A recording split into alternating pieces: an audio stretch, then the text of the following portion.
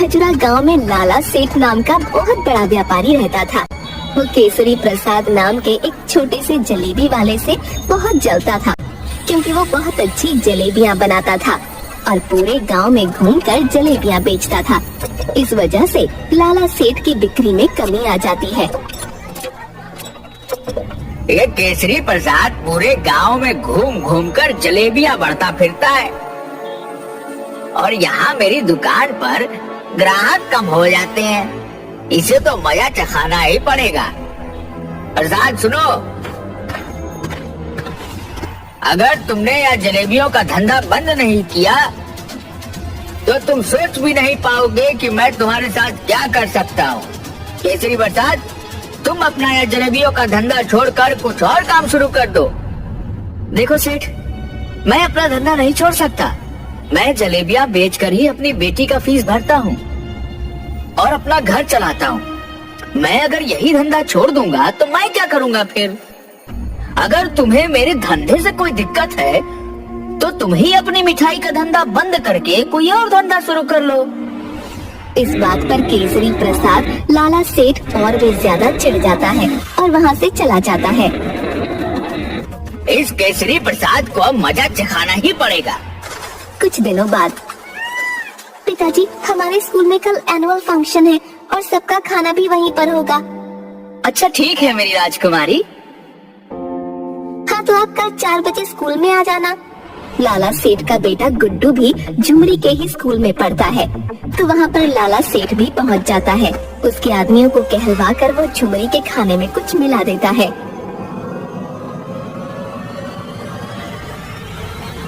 जिस वजह से झुमरी बीमार हो जाती है। रात को झुमरी, पिताजी, मेरे पेट में बहुत जोरों का दर्द हो रहा है, और फिर वो उल्टी कर देती है। अरे बेटा, क्या हुआ? चल तुझे अभी डॉक्टर साहब के पास लेकर चलता हूँ। फिर केसरी प्रसाद झुमरी को अस्पताल लेकर जाता है। डॉक्टर साहब, इसे पेट में बहुत दर्द हो रहा है और इसे उल्टी भी हो रही है। इसके खाने में कुछ ऐसा आ गया है जिस वजह से इसके पेट में दर्द हो रहा है। डॉक्टर कुछ दवाई देता है। फिर झुमरी 4 दिन तक ठीक नहीं होती और बिस्तर से उठ नहीं पाती। न जाने मेरी बेटी को क्या हुआ है, 4 दिन से बिस्तर से उठ ही नहीं पा रही है। तभी उसके पास से एक पागल धक्का मारकर निकलता है। अरे भाई, जरा देख कर चलो।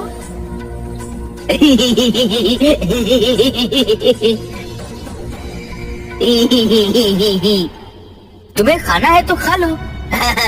पर इसमें दवाई मिली है ना। क्या? अरे नहीं नहीं भाई, इसमें कोई दवाई नहीं मिली है, खा लो।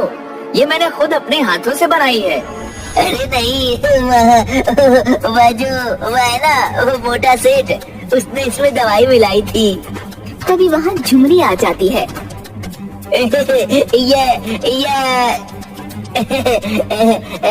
इसी ने तो मिलाई थी ना उस दिन। क्या? किसने मिलाई थी दवाई? उस मोटे सेठ ने उस दिन मिठाई में कुछ मिला दिया था।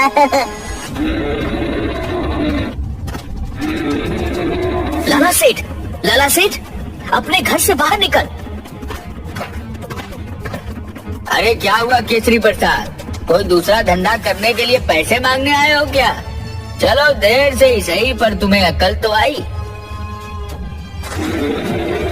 और फिर केसरी प्रसाद लाला सेठ को एक थप्पड़ मारता है।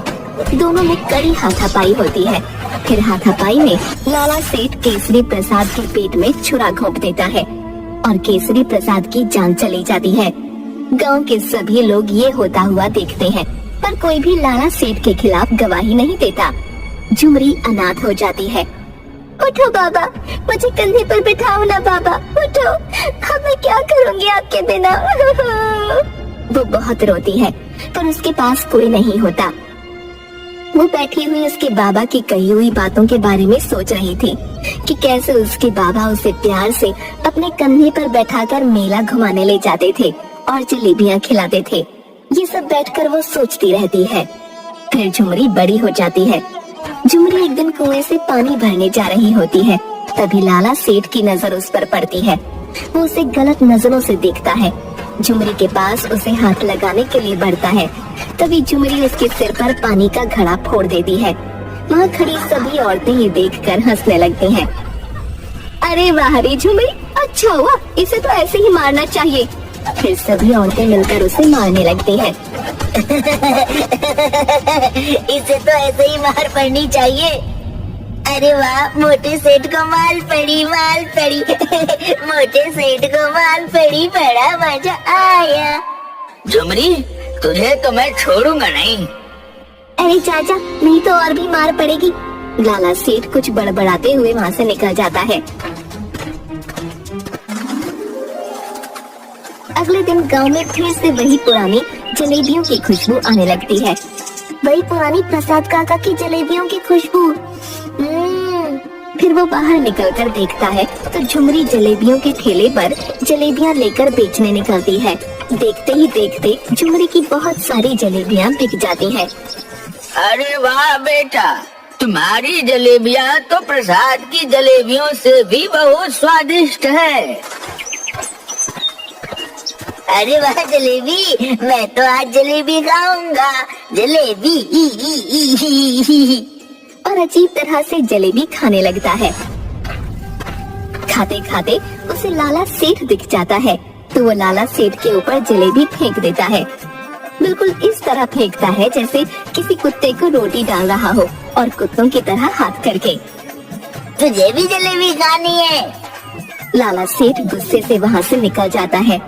झुमरी के ठेले पर बहुत भीड़ आने लगती है और ये सब मिठाई वाले लाला सेठ को रास नहीं आता। वो कुछ गुंडे झुमरी को उठाने के लिए भेज देता है।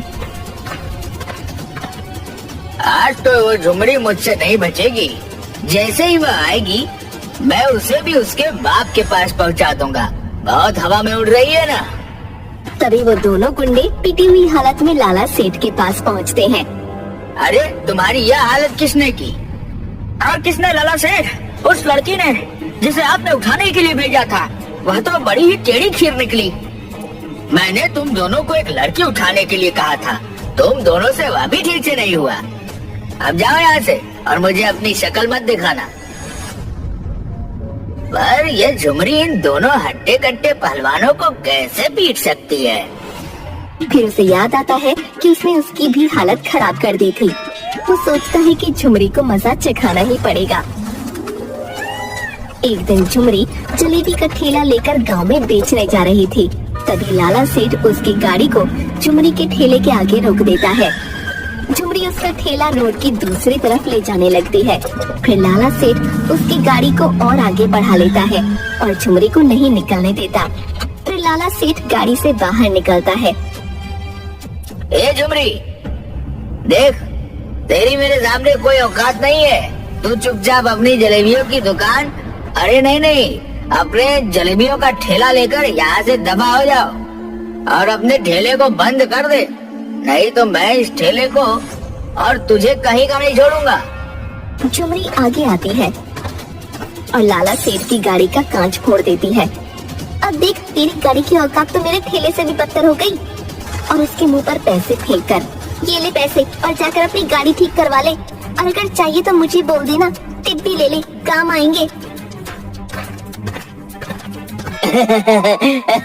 मोटे सेठ की गाड़ी टूट गई, मोटे सेठ की गाड़ी टूट गई। लाला सेठ आग बबूला होकर वहाँ से निकल जाता है। रात को एक नकाबपोश झुमरी के ठेले और उसके घर को आग लगाने के लिए पेट्रोल छिड़कने लगता है। आज तो यह झुमरी नहीं बच पाएगी। और माचिस जलाकर घर पर फेंकने ही वाला होता है। तभी पीछे से वो पागल उसका हाथ पकड़ लेता है। नकाबपोश उस पागल को धक्का देकर नीचे गिरा देता है। तभी झुमरी वहाँ आ जाती है। देखो, यह तुम्हारे घर पर आग लगाने वाला था, मैंने इसे पकड़ लिया, मैंने चोर पकड़ लिया। और फिर झुमरी उसे थप्पड़ लगाती है और उसका नकाब निकालती है तो वो कोई और नहीं, लाला सेठ होता है। लाला, तू इस हद तक गिर जाएगा, मैंने ये सोचा भी नहीं था। जो किसी की जान ले सकता है वो कुछ भी कर सकता है। ए झुमरी, तुझे क्या लगता है मैं तुझे ऐसे ही छोड़ दूंगा? तुझे तो मैं तेरे बाबा के पास पहुंचा कर ही रहूंगा। उसे भी मैंने बहुत धमकियां दी थी, पर वह सीधी तरह नहीं माना। फिर मैंने उसका पत्ता काट दिया, पर अब तूने भी मेरी नाक में दम कर दिया है। मैं तुझे भी नहीं छोड़ूंगा। और ये पागल, आज तो यह भी मेरे हाथों से मरेगा। और फिर लाला सेठ चाकू निकालकर झुमरी को मारने के लिए आगे बढ़ता है। तभी वो पागल सीधा खड़ा हो जाता है और लाला सेठ का हाथ पकड़ लेता है और चाकू नीचे फेंक देता है। लाला सेठ को वो एक थप्पड़ मारकर नीचे गिरा देता है। लाला सेठ का थप्पड़ की वजह से सिर चकराने लगता है और उसके कानों से खून निकलने लगता है। हवलदार, पकड़ लो इस लाला सेठ को और बंद कर दो हवालात में। तुम ठीक कैसे हो गए? और ये सब क्या नाटक लगा रखा है? ये कोई नाटक नहीं है लाला सेठ। तुझे पकड़ने के लिए मुझे पागल बने रहने का नाटक करना पड़ा, ताकि मैं तुझे रंगे हाथों पकड़ सकूं। ये देख, तेरे किए हुए सारे गुनाहों के सबूत। ये फोटो। हाँ लाला सेठ, तुझे क्या लगा था मैं अकेली हूँ? मेरा साथ देने वाला कोई नहीं। जब तूने मेरे पिताजी को दुकान बंद करने के लिए धमकाया था, तब मैं अकेली बगीचे में बैठी हुई रो रही थी। तब इंस्पेक्टर जुगनू मेरे पास आए और मुझसे पूछा। अरे क्या हुआ गुड़िया रानी? कुछ नहीं, वो मोटा मिठाई वाला, वो मेरे पिताजी को रोज धमकाता है और उन्हें जलेबियाँ बेचने के लिए मना करता है। उस मोटे सेठ की वजह से मेरा भी कोई दोस्त नहीं बनता। अच्छा, तो आज से मैं तुम्हारा दोस्त। पर तुम्हें उस मोटे सेठ को पकड़ने में मेरी मदद करनी पड़ेगी। तभी से मैं पागल बनकर तुम्हारे खिलाफ सबूत इकट्ठा कर रहा था। फिर कुछ दिनों के लिए काम की वजह से मुझे बाहर जाना पड़ा। पर जब मैं गांव में आया, तब मुझे पता चला कि झुमरी के पिताजी की किसी ने हत्या कर दी। पर तुम्हारे खिलाफ किसी ने भी गवाही नहीं दी। तभी से मैं झुमरी की मदद करता हूँ, और तेरे उन भाड़ों के गुंडों से भी मैंने ही इसे बचाया था। और फिर इंस्पेक्टर जुगनू लाला सेठ को जेल में बंद कर देता है।